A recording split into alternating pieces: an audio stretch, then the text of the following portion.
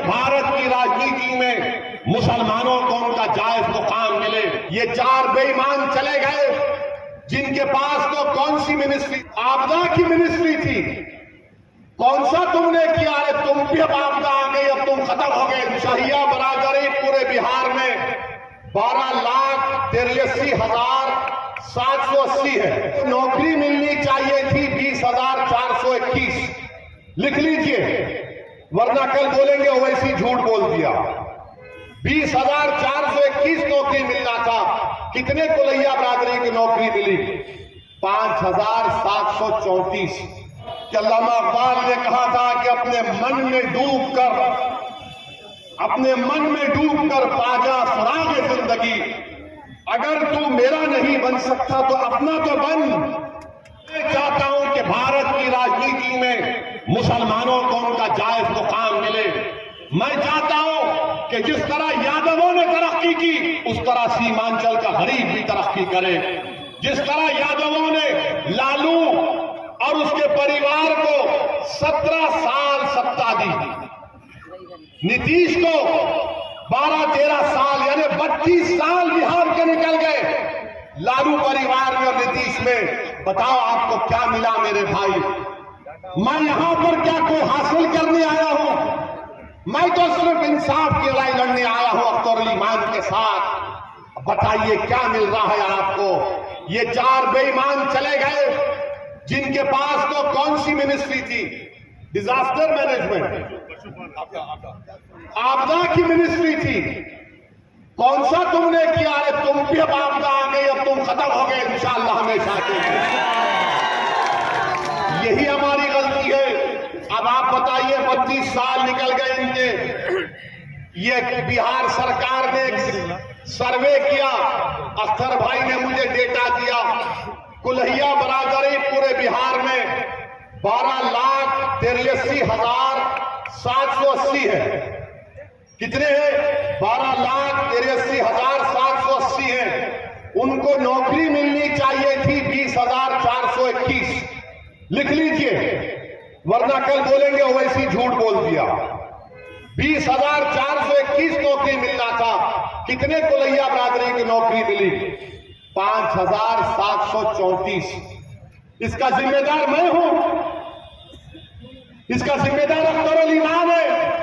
इसकी जिम्मेदारी आप पर भी आयद होती है क्योंकि आपने लालू का साथ दिया, आपने नीतीश का साथ दिया। बताओ तुमको क्या हासिल हुआ? तुम्हारा वोट उनको इख्तियार की कुर्सियों पर बिठा दिया, तुम्हारा वोट उनको मुख्यमंत्री बना दिया, तुम्हारा वोट उनके 1 साल नहीं 17 साल 13 साल उनको सत्ता की कुर्सियों पर बिठा दिया। मगर आपका घर, आपके घर में आज चिराग जलाने के लिए तेल नहीं है, आपकी औलाद को नौकरी नहीं है। कब तक आप इस नाइंसाफी का शिकार होंगे मेरे भाई? ये आदाद और शुमार मैं आपको बता रहा हूं, ये बिहार सरकार के हैं। और मैं मजलिस के जो मुखालिफिन हैं, जो मजलिस पर गाली देते हैं, मैं उनसे कह रहा हूं कि अल्लामा इकबाल ने कहा था कि अपने मन में डूबकर पाजा सुराग जिंदगी। अगर तू मेरा नहीं बन सकता तो अपना तो बन जाओ कम से कम तुम।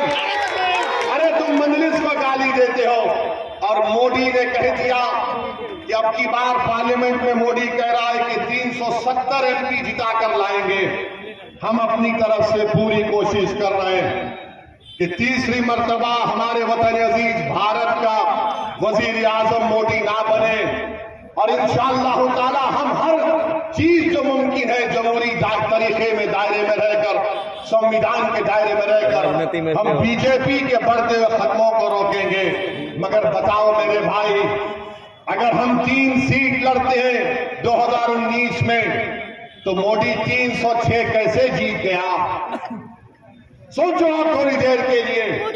3 सीट मजलिस लड़ती है और पूरे देश में मोदी 306 जीत गया। बिहार के 40 सीट में सिर्फ 1 सीट बचा पाते, बाकी का सब एनडीए जीत जाती है। पूछो आप इन लोगों से, गठबंधन के लोगों से, तो बोलेंगे ओवैसी जिम्मेदार। सही बात। अब ऐसा हो गया कि अगर किसी गठबंधन के घर नेता के घर में अगर गाय भैंस है, सुबह में गाय भैंस ने दूध नहीं दिया, मुर्गा ने आवाज नहीं लगाई सुबह 4 बजे, तो कोई जाकर पूछेगा आज मुर्गा ने आवाज नहीं लगाई, भैंस ने दूध नहीं दिया, क्या वजह? तो बोलेगा वैसी दरगाह में आया था, यहां से गया है, इसीलिए भैंस ने कहा कि हम दूध नहीं देंगे। यानी हर चीज की जिम्मेदारी हम पर आयद हो जाती है। हमको इससे कोई फर्क नहीं पड़ता, क्योंकि हमारी इज्जत का देने वाला अल्लाह है, हमारी कामयाबी का देने वाला अल्लाह है। और मुझे इस दुनिया में अगर हूं तो मुझे सिर्फ यही करना है कि कोशिश करो कि गरीब और मजलूमों का फायदा हो जाए, चाहे वो मुसलमान हो या हमारे हिंदू दलित भाई हो या ओबीसी भाई हो। मेरे अजीज दोस्तों और बुजुर्गों, मेरी आपसे गुजारिश है कि आप अच्छे तरीके से अपने वोट का इस्तेमाल करिए। याद रखिए, बीजेपी के बढ़ते हुए कदमों को रोकना है। तीसरी मर्तबा मोदी को भारत का वजीर आजम बनने से रोकना है। पार्लियामेंट में आज मोदी के 306 एमपी में एक भी मुस्लिम एमपी नहीं है, एक मुस्लिम मिनिस्टर नहीं है। आज पार्लियामेंट में कितने मुसलमान एमपी हैं बताइए आप?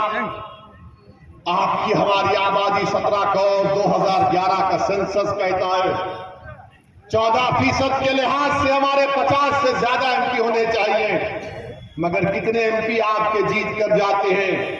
22 या 23 जीत कर जाते हैं। और जो भी जीत कर जाते वो डरते हैं आपकी बात करने से, वो डरते हैं आपकी इंसाफ की लड़ाई लड़ने से।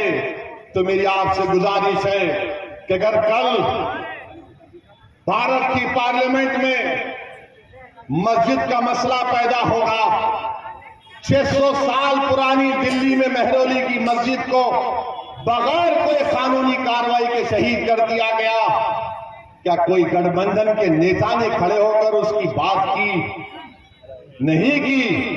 बात किसकी करते हैं कि मेरा बेटा मुख्यमंत्री नहीं बन सका।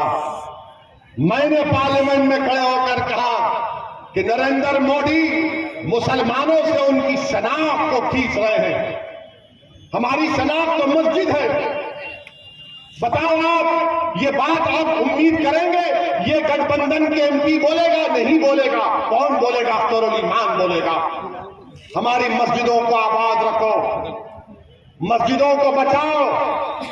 मैं जिम्मेदारी के साथ कह रहा हूं आप तमाम से, मस्जिद की हिफाजत करने का हुक्म अल्लाह कुरान में हमको दिया है, और मुफस्सरीन ने उस आयत का तर्जुमा इस तरह किया कि अल्लाह के घर को वही लोग आबाद रखते हैं जो अल्लाह पर ईमान रखते, जो आखिरत पर ईमान रखते और अल्लाह के सिवा किसी से नहीं डरते। अपने मस्जिदों को आबाद रखो। याद रखो, हमारी मस्जिदों को हमसे छीनना चाहता है, हमारे मस्जिदों को हमसे छीनना चाहते हैं। शरीयत में मदाखलत की जा रही है। उत्तराखंड में यूनिफॉर्म सिविल कोड का नाम तो यूनिफॉर्म, मगर कानून का इतलाक सिर्फ मुसलमानों पर। मेरे भाई, ऐसे कठिन नाजुक वक्त में मेरी आपसे अपील है कि पार्लियामेंट के इलेक्शन में मजलिस को कामयाब करिए। हमारा रिकॉर्ड आपके सामने है। जिनको आपने आजमा लिया, अब दोबारा गलती मत करिए। मजलिस आपकी जमात है। मैं फिर से कह रहा हूं कि मजलिस आपकी आवाज है। नरेंद्र मोदी 370 एमपी लाने का ख्वाब देख रहे हैं। हमको और आपको कोशिश करनी चाहिए कि बीजेपी के बढ़ते हुए कदमों को रोकें। वोट डालने वाले हैं हम, मगर वोट लेने वाले भी बनिए। और मोदी जी के बारे में हम एक बात तो कहना चाहेंगे। आपने देखा, भारत के प्रधानमंत्री दुबई को गए थे। दुबई को गए तो दुबई के शेख को ऐसा गले लपटे, उससे ऐसा लग रहा था कि दो भाई मिल रहे हैं, या हबीबी बोल के उससे मिले। हम मोदी जी से पूछना चाह रहे हैं, हम मोदी जी से एक बात कहना भी चाह रहे हैं। मोदी जी, कभी अपने घर में आप बिल्किस बानो को बुलाइए। उस बिल्किस बानो को, जब आप मुख्यमंत्री थे, उसको 10-10 लोगों ने उसकी इज्जत लूटी। बिल्किस बानो हामिला थी हमारी बेटी, उसकी 3 साल की बेटी को कत्ल कर दिया, उसकी मां का कत्ल हो गया, उसके परिवार के 2 लोगों का कत्ल हो गया।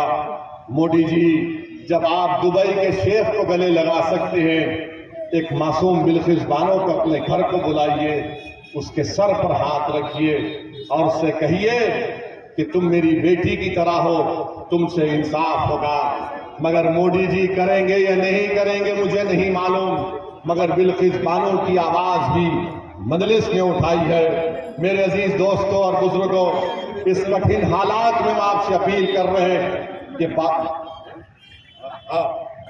इस कठिन हालात में हम आपसे अपील कर रहे हैं